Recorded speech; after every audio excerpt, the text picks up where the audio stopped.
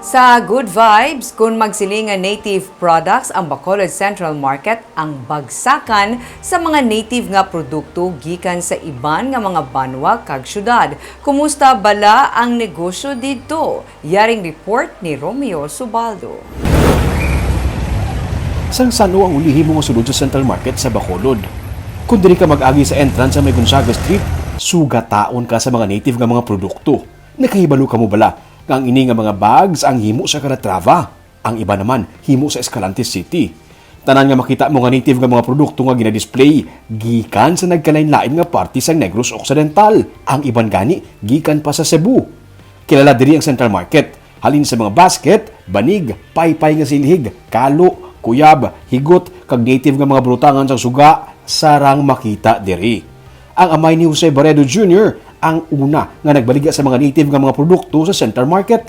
1950s pa sila diri. Sa pagbaligya sa mga binangon, mga higot, guma kag iban pa nga mga kinahanglan sa sulod sang balay, napatapos sila sa pag-eskwela sang ilang nga amay. Nagsugod siya sa 25 pesos nga kapital sa negosyo. So sa pag-intindi ko to 25 pesos to ang gin-loan out sang tiya ko sa iya magulang sa akon Iloy. Oo. Nagsugod siya sa mga scrap na mga Sa 25 pesos, ha? Ang buto nga tayo, dako na siya, sir, galing.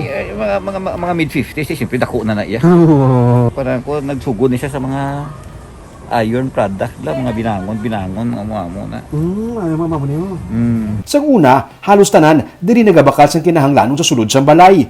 Pero sa panahon kuno subong, imported na nga mga produkto ang ginapangita sang iban. Yung mga sa una yung kumbaga nga negosyo ko sa Central Market, yan negosyo lang giging nga tuod ng Central Market na gid yan. Oo.